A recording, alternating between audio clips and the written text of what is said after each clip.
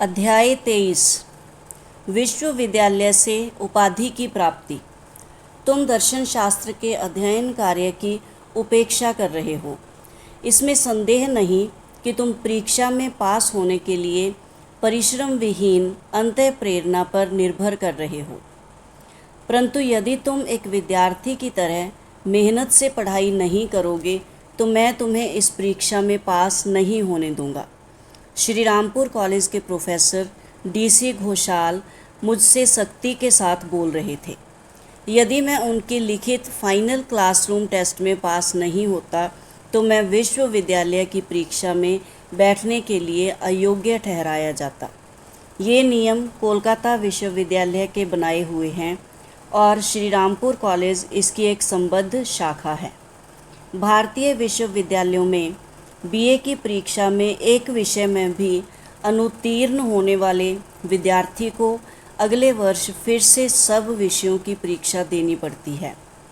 Shri Rampur college के मेरे प्राध्यापक साधारणतः मेरे साथ अच्छा ही बर्ताव करते थे, यद्यपि उसमें कुछ विनोद की झलक अवश्य होती थी।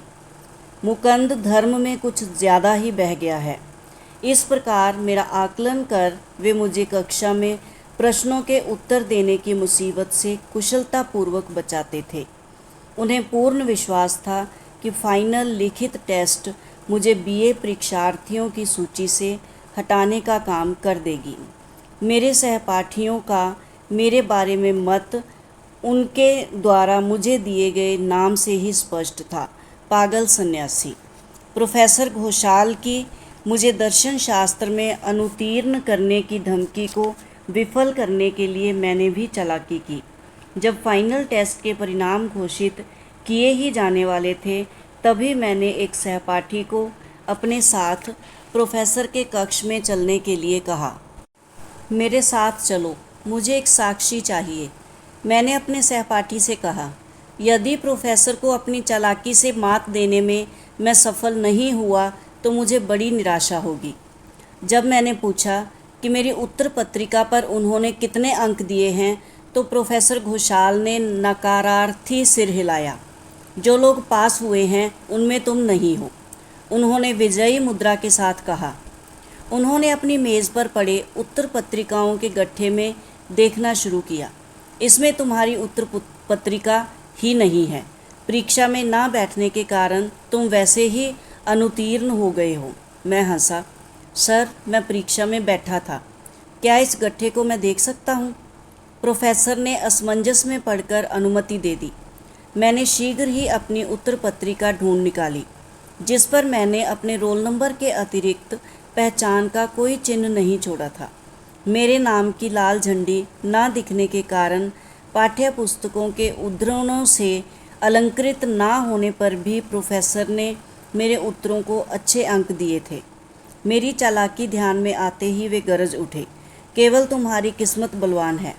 फिर उन्होंने आशा के साथ कहा, तुम BA की परीक्षा में अवश्य फेल हो जाओगे। मेरे अन्य विषयों की टेस्ट परीक्षाओं के लिए मैंने कुछ मार्गदर्शन प्राप्त कर लिया था, विशेषकर मेरे प्रिय मित्र एवं चचेरे भाई प्रभास चंद्र घोष से, जो मेरे शारदा चाचा के बेटे हैं। सभी विषयों की अपनी टेस्ट परीक्षा से मैं कष्टप्रद रूप से परंतु सफलतापूर्वक निकल गया। सभी विषयों में मुझे न्यूनतम उत्तीर्णांक जितने ही अंक मिले। कॉलेज की 4 वर्षों की पढ़ाई के बाद अब मैं BA की परीक्षा में बैठने के योग्य हो गया था, परंतु इस अवसर से कोई लाभ उठा पाने की आशा नहीं के बराबर थी। कोलकाता विश्वविद्यालय की कड़ी BA की डिग्री परीक्षा की तुलना में श्री रामपुर कॉलेज की टेस्ट परीक्षा तो बच्चों का खेल मात्र थी।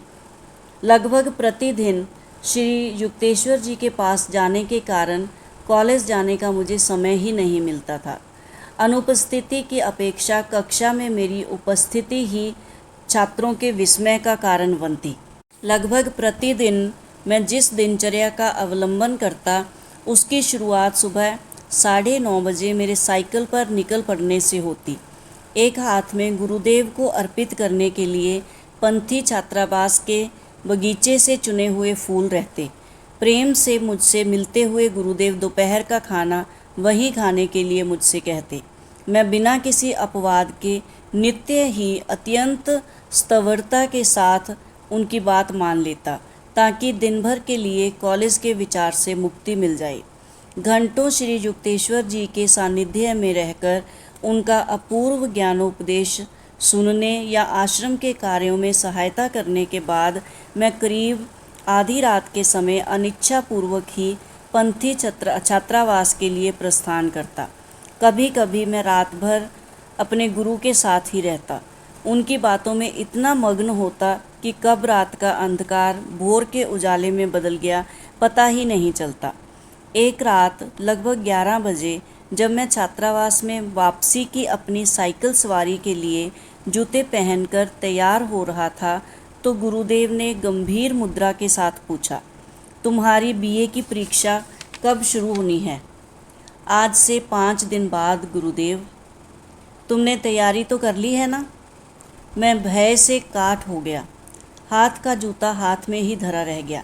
गुरुदेव, मैंने कहा, आप जानते हैं कि मेरा सारा समय तो प्रोफेसरों के बजाय आप ही के सानिध्य में बीतता है, अतः उस कठिन परीक्षा में बैठने का ढोंग रचने से क्या लाभ?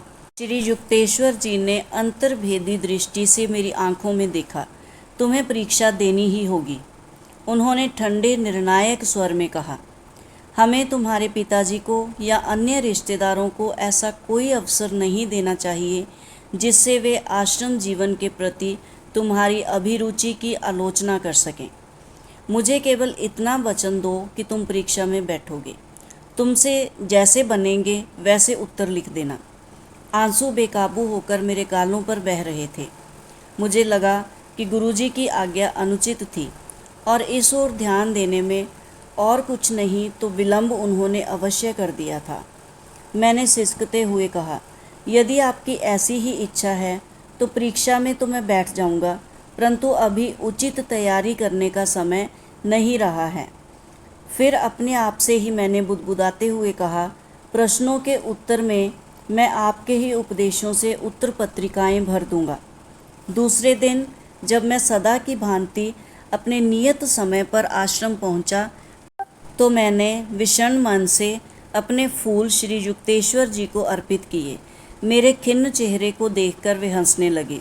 मुकुंद, क्या भगवान परीक्षा में या अन्य कहीं तुम्हारी मदद करने में कभी चूके हैं?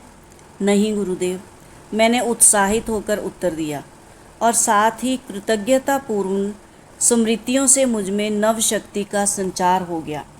कॉलेज में गौरव प्राप्त करने के प्रयास से तुम्हें तुम्हारे आलस्य ने नहीं बल्कि ईश्वर प्राप्ति के ज्वलंत उत्साह ने रोका है, मेरे गुरु ने प्रेम से कहा।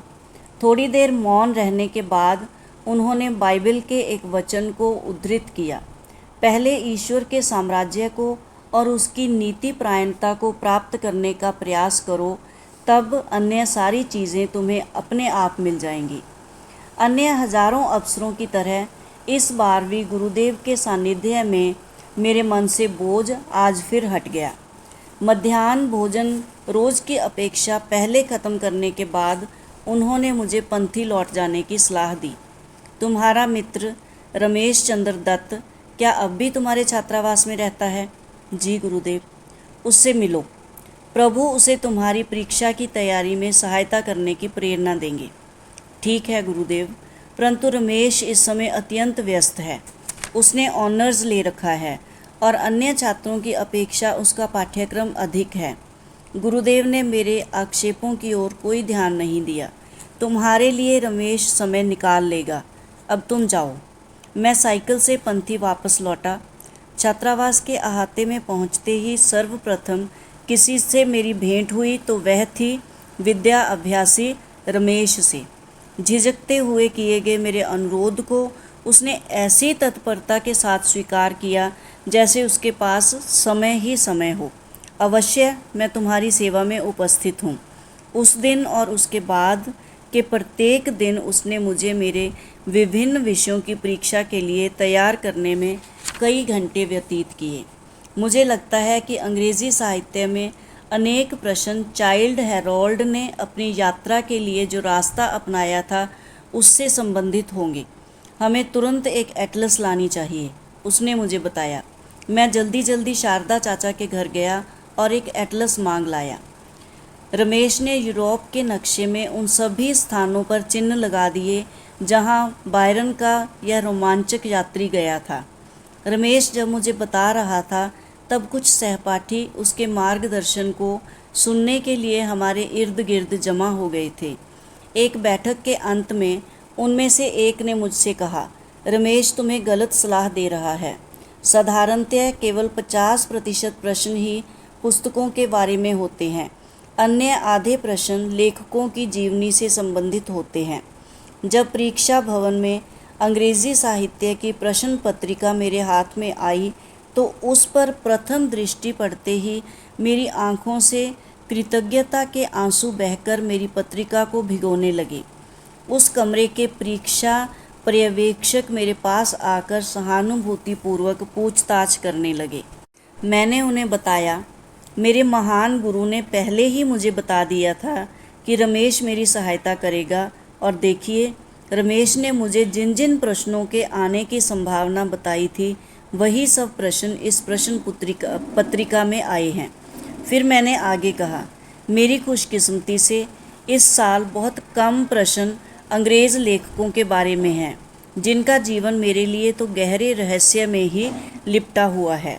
जब मैं परीक्षा देकर छात्रावास लौटा तो छात्रों ने मुझे देखकर जोर से हर्ष ध्वनि की। जो लड़के रमेश के मार्गदर्शन में विश्वास करने के कारण मेरा मजाक उड़ा रहे थे, वही ज़ोर ज़ोर से मेरा अभिनंदन करके मेरे कानों के पर्दे फाड़ रहे थे। परीक्षा के पूरे सप्ताह में मैं यथासंभव अधिक से अधिक समय रमेश के साथ ही बिताता था, जो मुझे प्रोफेसरों द्वारा प्रश्न पत्रिका में डाले जा सकने वाले संभाव्य प्रश्न बताता रहा। दिन प्रतिदिन प्रत्येक प्रश्न पत्रिका में रमेश के बताए हुए प्रश्न लगभग उसी के शब्दों में आते रहे। कॉलेज में बिजली की तरह यह बात फैल गई कि चमत्कार जैसा कुछ घटित हो रहा है और हमेशा अनमने से रहने वाले पागल सन्यासी का परीक्षा में उत्तीर्ण होना संभव लग रहा है। मैंने कुछ भी छिपाने का कोई प्रयास नहीं किया। विश्वविद्यालय के द्वारा बनाई गई प्रश्न पत्रिकाओं में कोई फेरबदल करना स्थानीय प्रोफेसरों के हाथ में नहीं था। एक दिन सुबह अंग्रेज़ी साहित्य की परीक्षा के विषय में सोचते हुए अचानक मेरे ध्यान में आया कि मैंने एक बड़ी भारी भूल कर दी थी। कुछ प्रश्न 2 भागों में विभाजित किए गए थे, क या ख तथा ग या घ। प्रत्येक विभाग के एक प्रश्न का उत्तर लिखने के बजाय मैंने प्रथम विभाग के दोनों प्रश्नों के उत्तर लिख दिए थे और दूसरे विभाग को लापरवाही से पूर्णतः अनदेखा कर दिया था। उस परीक्षा में मुझे अधिक से अधिक 33 अंक मिल सकते थे, न्यूनतम उत्तीर्णांक 36 से 3 कम। मैं सीधा गुरुदेव के पास पहुंच गया और उन्हें अपनी भूल बता दी। मैंने कहा, गुरुदेव, मैंने अक्षम्य भूल कर दी है। मैं रमेश के माध्यम से मिली ईश्वरीय कृपा के योग्य नहीं हूँ। मैं बिल्कुल अपात्र हूँ। मुस्कुराओ मुकंद। श्री युक्तेश्वर जी के स्वर में चिंता का लवलेश नहीं था। उन्होंने नीले आकाश की ओर उंगली दिखाते हुए कहा, सूर्य चंद्र आकाश में अपने स्थानों की अदला बदली कर सकते हैं, परंतु तुम्हें विश्वविद्यालय की उपाधि मिलना नहीं रुक सकता। हिसाब करने से तो पास होना असंभव लग रहा था, तथापि मैं जब आश्रम से बाहर निकला तो मेरा मन काफ़ी शांत हो गया था। 1-2 बार मैंने सशंक मन से आकाश की ओर देखा। सूर्य अपनी प्रचलित कक्षा में ही सुस्थित लग रहे थे। जब मैं पंथी पहुंचा तो एक सहपाठी का स्वर मेरे कानों में पड़ा। मैंने अभी अभी सुना है कि इस वर्ष पहली बार अंग्रेज़ी साहित्य में उत्तीर्ण होने के लिए आवश्यक न्यूनतम उत्तीर्णांक को घटा दिया गया है। मैं इतनी तेज़ी से उस लड़के के कमरे में घुसा कि उसने घबराकर ऊपर देखा। मैंने अत्यंत उत्सुकता के साथ उससे पूछा। उसने हंसते हुए कहा, जटाधारी साधु महाराज, पढ़ाई लिखाई में अचानक इतनी उत्सुकता क्यों? अंतिम क्षण में रोने धोने से क्या लाभ? परंतु यह सच है कि उत्तीर्णांक को घटाकर 33 कर दिया गया है। खुशी के मारे उछलता कूदता मैं अपने कमरे में पहुंचा और ज़मीन पर घुटने टेककर अचूक गणितीय हिसाब के लिए अपने परम पिता की स्तुति करने लगा। प्रतिदिन रमेश के माध्यम से मेरा मार्गदर्शन करती एक आध्यात्मिक शक्ति की उपस्थिति के बोध से मैं रोमांचित हो उठता। बंगाली भाषा की परीक्षा के संबंध में एक उल्लेखनीय घटना हुई। एक दिन प्रातः जब मैं छात्रावास से निकलकर परीक्षा के लिए कॉलेज की ओर जाने लगा तो रमेश ने मुझे पुकारा। उसने मुझे बंगाली भाषा के विषय में कोई मार्गदर्शन नहीं दिया था। वहाँ रमेश तुम्हारे लिए चिल्ला रहा है, एक सहपाठी ने अधीर होकर कहा। अब वापस मत जाओ वरना हम लोगों को परीक्षा के लिए देर हो जाएगी। उसकी बातों की ओर कोई ध्यान ना देकर मैं छात्रावास भवन की ओर दौड़ पड़ा। रमेश ने कहा, हमारे बंगाली लड़के साधारणतः बंगाली भाषा में आसानी से पास हो जाते हैं, परंतु मेरे मन में अभी अभी ऐसी शंका उठी है कि इस वर्ष अपेक्षित पठन की पुस्तकों से प्रश्न पूछकर प्राध्यापकों ने विद्यार्थियों की बलि चढ़ाने की योजना बनाई है। उसने फिर 19वीं शताब्दी के सुप्रसिद्ध बंगाली समाजसेवक विद्यासागर के जीवन की 2 कहानियां संक्षेप में बताई। रमेश का धन्यवाद कर मैं तुरंत साइकिल से कॉलेज पहुंचा। वहां मैंने देखा कि बंगाली की प्रश्न पत्रिका में 2 विभाग थे। पहले विभाग में लिखा था, विद्यासागर के समाज कार्य की 2 घटनाओं का वर्णन करो। जब मैं अभी अभी ज्ञात हुई कहानियों को उत्तर पत्रिका पर उतार रहा था तो मन ही मन धन्यवाद करने लगा कि अंतिम क्षण में भी मैंने रमेश की पुकार का मान रखा था। विद्यासागर के कल्याण कार्यों से यदि मैं अनभिज्ञ रहता तो बंगाली भाषा में मैं पास नहीं हो पाता। प्रश्न पत्रिका के दूसरे विभाग में लिखा था, बंगाली में उस व्यक्ति के जीवन पर निबंध लिखो जिससे तुम्हें सर्वाधिक प्रेरणा मिली हो। भद्र पाठक, निबंध के लिए मैंने किसे चुना इसके बारे में आपको बताने की कोई आवश्यकता नहीं। जब मैं पृष्ठ पर पृष्ठ अपने गुरु की प्रशंसा से भरता जा रहा था तो अपने आप से बुदबुदाकर की हुई उस भविष्यवाणी को सच होते देख मेरे होंठों पर मुस्कान आ गई। प्रश्नों के उत्तर में मैं आपके ही उपदेशों से उत्तर पत्रिकाएं भर दूंगा। दर्शन शास्त्र के मेरे पाठ्यक्रम के विषय में रमेश से कुछ पूछने की इच्छा मेरे मन में नहीं आई थी। श्री युक्तेश्वर जी के मार्गदर्शन में मिले दीर्घ प्रशिक्षण पर मुझे इतना भरोसा था कि पाठ्य पुस्तकों के विवरणों को मैंने कोई महत्व नहीं दिया। सब विषयों में मुझे सबसे अधिक अंक दर्शन शास्त्र में ही मिले। अन्य विषयों में मुझे केवल पास होने के लिए आवश्यक अंक ही मिले। यहाँ बताते हुए मुझे अत्यंत हर्ष होता है कि मेरे निस्वार्थी मित्र रमेश को उसकी अपनी ऑनर्स की डिग्री उच्च अंकों के साथ मिली। मेरे स्नातक होने पर पिताजी की खुशी का ठिकाना न रहा।